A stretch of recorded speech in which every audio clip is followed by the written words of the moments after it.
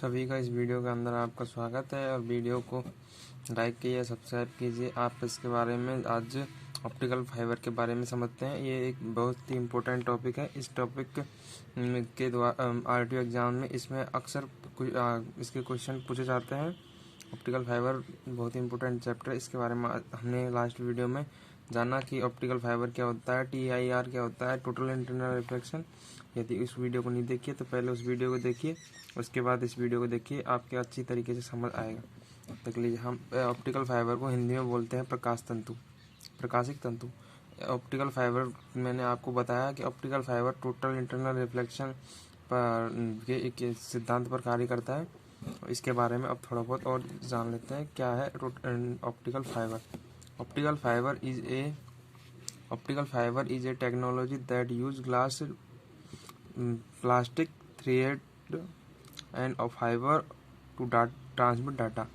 मतलब कि प्लास्टिक से या एक ग्लास होता है एक तरीके से, जिसके द्वारा डाटा को एक जगह से दूसरे स्थान पर, एक स्थान से दूसरे स्थान पर भेजा जाता है। यही क्या है optical fibre. A fibre optic cable consist of A bundle of glass thread which are protected by the outer covering of several jackets। मतलब कि ऑप्टिकल फाइबर एक केबल होती है जिसके बाहरी आवरण में क्या होता है कि सेवरल जैकेट लगा हुआ होता है जो इसकी सुरक्षा करता है। Optical fibre use light to carry digital signal and is based on the concept of total internal reflection. Total internal reflection पर ये प्रकाश तंतु या ऑप्टिकल फाइबर वर्क करता है। ठीक है, ये एक बहुत इंपॉर्टेंट क्वेश्चन बन सकता है आरटीओ एग्जाम में। जब भी आप आरटीओ एग्जाम देते हो तो उस टाइम पे 1 या 2 नंबर का क्वेश्चन आ सकता है कि ऑप्टिकल फाइबर किस सिद्धांत पर वर्क करता है। तो इसका आंसर लेना total internal reflection, total internal reflection के सिद्धांत पर कार्य करता है ऑप्टिकल फाइबर। फिर उसके बाद में पढ़ते हैं आगे। 10 digital signal that is carrying by the light of reflection inside the optical cable and hence transmit the information। मतलब कि जब ऑप्टिकल फाइबर के अंदर जब डिजिटल सिग्नल को इंसिडेंस करवाया जाता है तो उससे क्या लाइट का रिफ्लेक्ट होती हुई ये इस ट्रांसमिट करती है इंफॉर्मेशन। जो डाटा होता है उसको इंफॉर्मेशन को एक जगह से दूसरी जगह पर ये इंफॉर्मेशन को पहुंचाती है। ऑप्टिकल फाइबर एक तरीके से एक संसाधन के रूप में मान सकते हैं या एक तरीके से सिस्टम मान सकते हैं जो कि एक स्थान से दूसरे स्थान पर अपनी इंफॉर्मेशन जो भी है उनको एक स्थान दूसरे स्थान पर पहुंचाता है।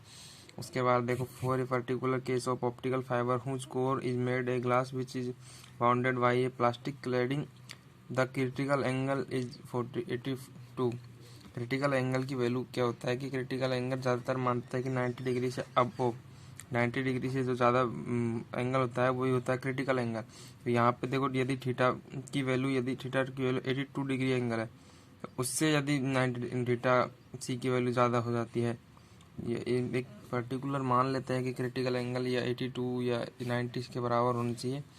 फिर उसके बाद में there for the light when hits the plastic cladding at an angle more the 82 who would be reflected back in the same medium, it means back to the glass core। मतलब कि एक ये मैंने समझा रखा है यहाँ पे देखो,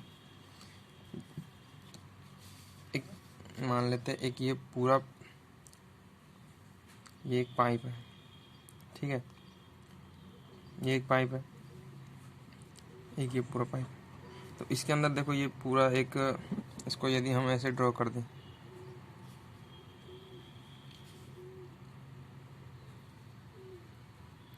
ठीक है, ये इसके अंदर ये इसका अगला पार्ट हो गया। यहाँ पे ये इसका एक पार्ट ये, उसके बाद ये पार्ट इसका ये, मतलब कि ये लेयर है।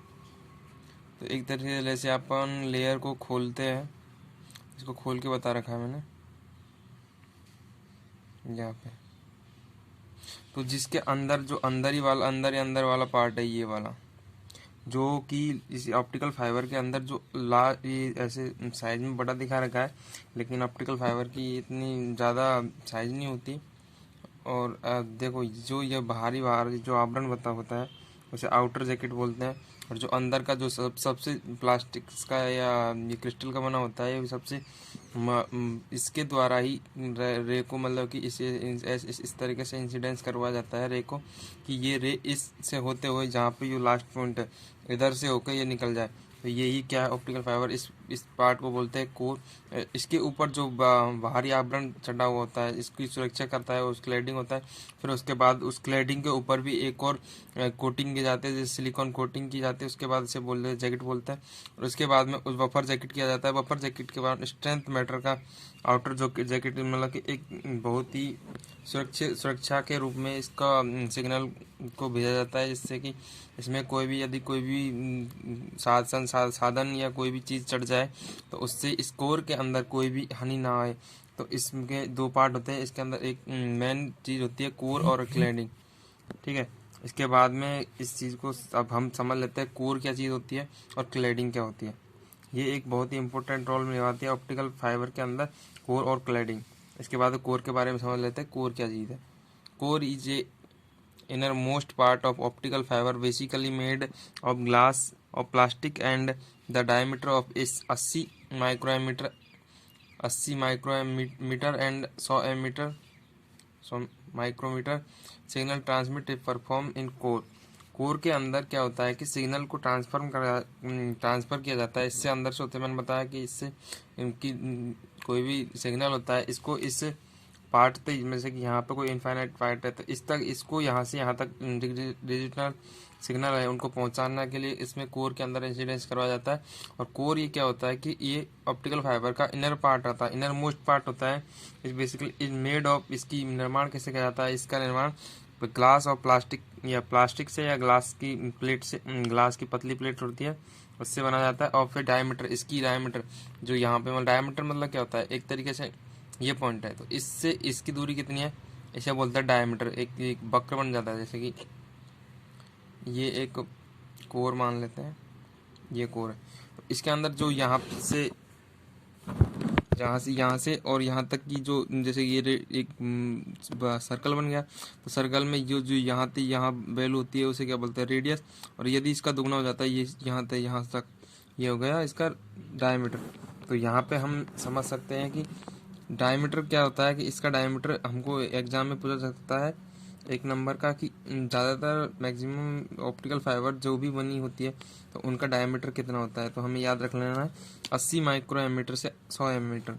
उसके बाद में हम कोर के बारे में समझ सकते हैं। अब पढ़ते हैं cladding.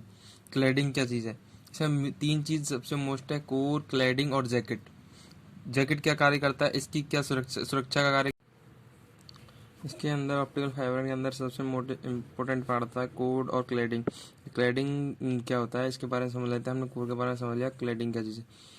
Core cladding is a coaxial cylindrical tube of diameter of 125 micrometre से 150 micrometre, made of material having lower reflective index than core. अब इसमें देखो एक चीज़ याद रख लेना है हमेशा कि कोर और ऑप्टिकल फाइबर के अंदर मान लीजिए ये एक ऑप्टिकल फाइबर है, ठीक है। ये ऑप्टिकल फाइबर, इसके अंदर दो पार्ट होते हैं, कोर और क्लैडिंग, ठीक है। तो जो ये एक सर्कल मतलब कि ये ठीक है। तो ये क्या होता है कि इसको मान लेते हैं क्लैडिंग और इसको मान लेते हैं कोर। ये क्या है, कोर। तो एक चीज़ हमेशा याद रख लेनी है, तो ये जो कोर होता है, कोर की वैल्यू हमेशा क्या होता है, एक तरीके से हमें इसे डेंसर मान सकते हैं कि हमेशा इसको एक जब भी आप सिग्नल पहुंचाओगे तो इसे, क्योंकि यदि इसे हम डेंसर नहीं करेंगे, इसे यदि डेंसर मीडियम नहीं माने तो इस पर TIR अप्लाई करना है। क्योंकि ऑप्टिकल फाइबर का नेचर क्या होता है कि ये TIR सिद्धांत पर वर्क करता है, TIR सिद्धांत पर वर्क करता है। तो इसलिए हमें इस कोर की मीडियम को डेंसर मानना पड़ता है। और क्लैडिंग का मीडियम होता है तो उस क्लैडिंग के मीडियम को हमें रेयर मानना पड़ता है, जिससे कि रे आसानी से, जैसे हम इंसिडेंस करवाएंगे ये रे ऐसे इस मीडियम से इधर से होते हैं इधर निकल जाए आर पार। तो ये होता है क्लैडिंग। क्लैडिंग का हमेशा रिफ्रैक्टिव इंडेक्स लोअर होता है, मतलब कि कम होता है कोर से। क्लैडिंग का रिफ्रैक्टिव इंडेक्स कोर से हमेशा कम होता है। और ये क्या है, कोएक्सियल सिलेंड्रिकल ट्यूब के रूप में होता है। कोएक्सियल मतलब कि एक सिलेंड्रिकल ही होता है एक तरीके से। ये कोर के ऊपर लगा हुआ होता है और ये क्लैडिंग, ठीक है। और इसकी जो डायमीटर होता है, क्योंकि कोर का तो क्या होता है 80 से 100 माइक्रोमीटर, और क्लैडिंग का जो डायमीटर होता है 125 माइक्रोमीटर से 150 माइक्रोमीटर, ठीक है। अब इसके बाद में हम बात कर लेते हैं जैकेट के बारे में। जैकेट क्या चीज़ है? The outer cylindrical coaxial tube made of plastics of और polymer provided for protection from environmental changes such as temperature, humidity, electrical and magnetic field or jacks and act।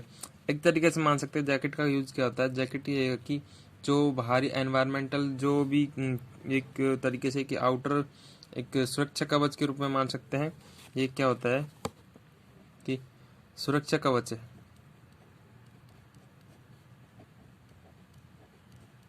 ये एक क्या सुरक्षा कवच है और ये आउटर सिलेंड्रिकल कोएक्सियल ट्यूब होती है। और इस चीज को किससे निर्माण किया जाता है? इसका निर्माण प्लास्टिक से किया जाता है।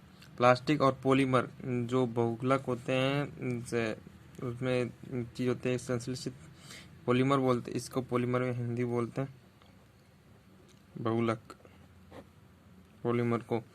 तो ये पॉलीमर के बने होते हैं और एक प्लास्टिक्स के बने होता है। प्रोवाइडेड फ्रॉम क्या होता है कि प्रोटेक्शन, ये एक ऑप्टिकल फाइबर को क्या एक तरीके से हमें सुरक्षा प्रदान करता है।